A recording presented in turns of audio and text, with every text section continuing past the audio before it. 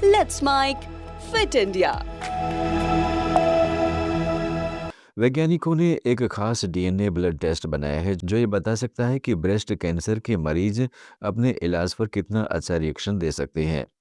यह study London के institute of cancer research के वैज्ञानिकों ने की और इसे क्लिनिकल कैंसर रिसर्च जर्नल में प्रकाशित किया गया है।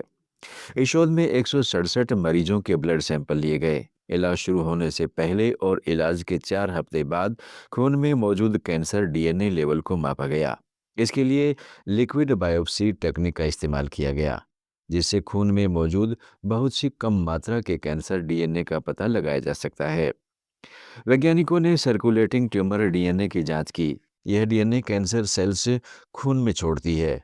स्टडी में पाया गया कि जिन मरीजों में इलाज की शुरुआत में ctDNA का लेवल कम था, उनमें इलाज का असर बेहतर रहा। यही नतीजा 4 हफ्ते बाद भी देखने को मिला। आईसीआर के clinical research fellow doctor insult brown के अनुसार यह सिंपल ब्लड टेस्ट डॉक्टरों को शुरुआती दौर में ही यह समझने में मदद कर सकता है कि मरीज को दी जा रही दवा असर करेगी या नहीं। इससे उन दवाओं से बचा जा सकता है जो काम नहीं करती और समय रहते इलाज का तरीका बदला जा सकता है। अगर ब्लड टेस्ट से पता चले कि इलाज असर नहीं कर रहा तो मरीज को दूसरी टारगेटेड थेरेपी और दवाओं का नया कॉम्बिनेशन या किसी क्लिनिकल ट्रायल में शामिल किया जा सकता है। इससे कैंसर को बढ़ने से पहले ही कंट्रोल करने का मौका मिल सकता है।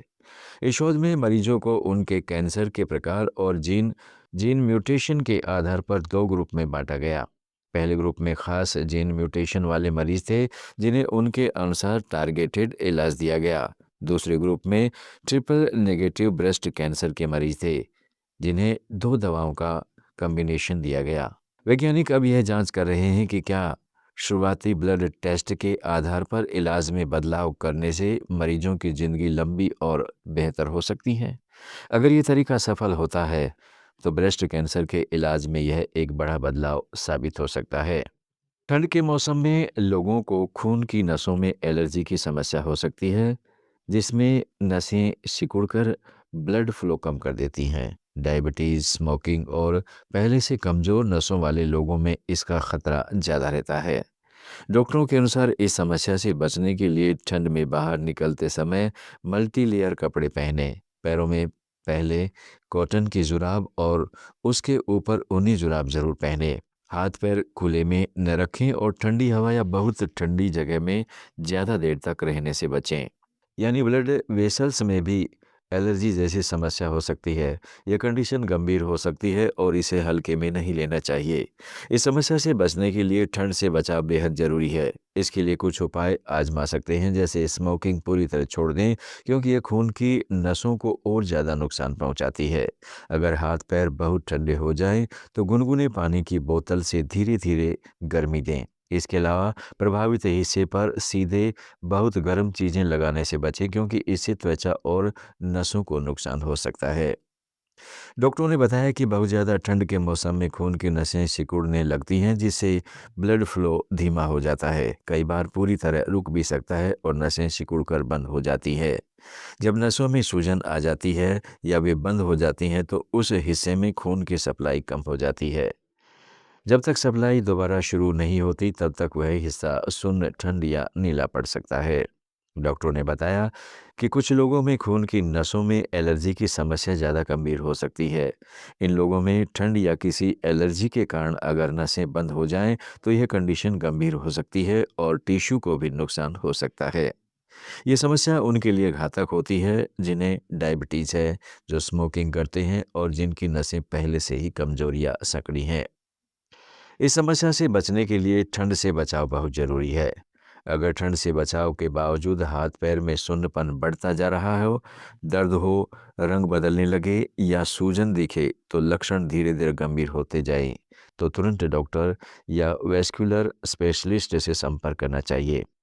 डॉक्टर डॉपलर जैसी जांच के जरिए ये पता लगा सकते हैं कि कौन सी नस कितनी और कहाँ तक बंद हुई है, ताकि समय रहते ही सही इलाज शुरू किया जा सके। अगर नस ज़्यादा बंद हो गई तो इलाज के तौर पर हार्ट की तरह ही खून की नसों में ब्लोनिंग या स्टेंट डाला जा सकता है। इसके साथ खून को पतला करने वाली दवाएं दी जाती हैं ताकि ब्लड फ्लो बेहतर बना रहे।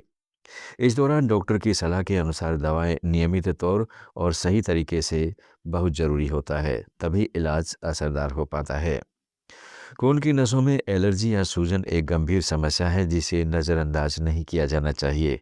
ठंड, डायबिटीज़ और स्मोकिंग इसे और ख़तरनाक बना सकते हैं।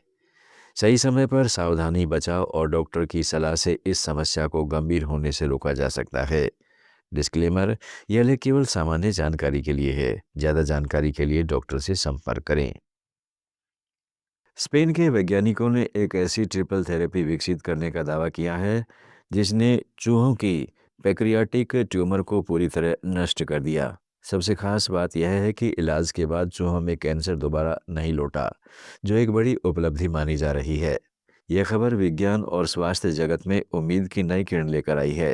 करीब 6 साल तक चूहों पर चली रिसर्च में वैज्ञानिकों ने 3 दवाओं को मिलाकर एक नई थेरेपी तैयार की।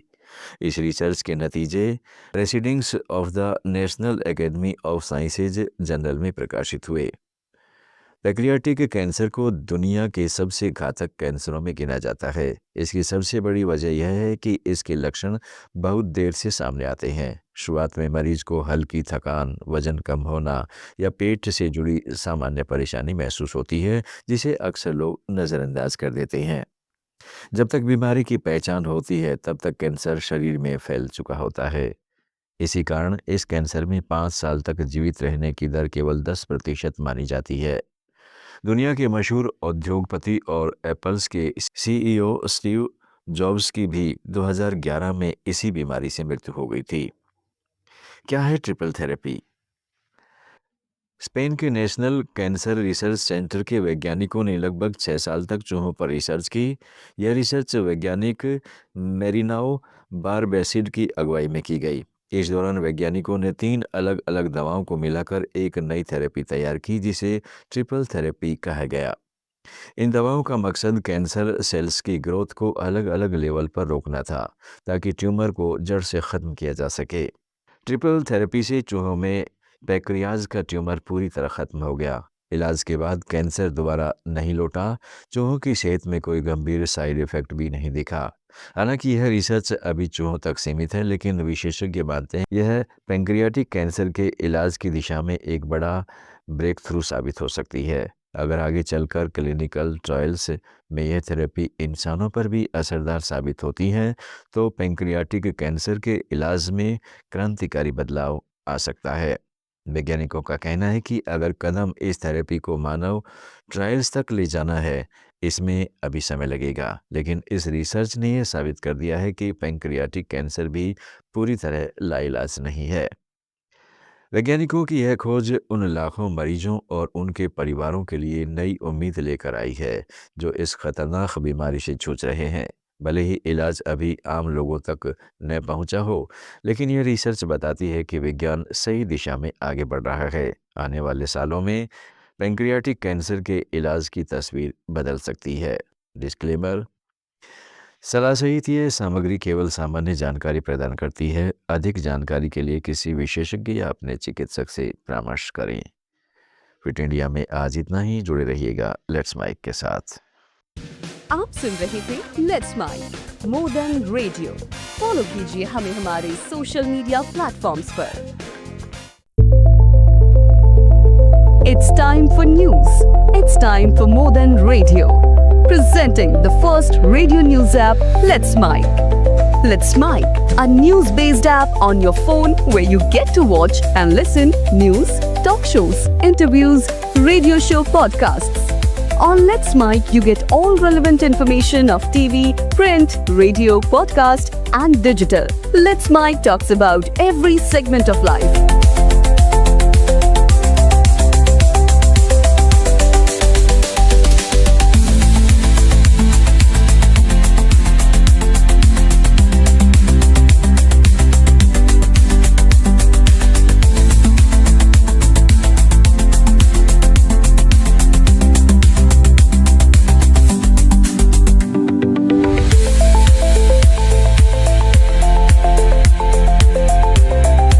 Download app now from Play Store. Available both on Android and iOS mobile phones.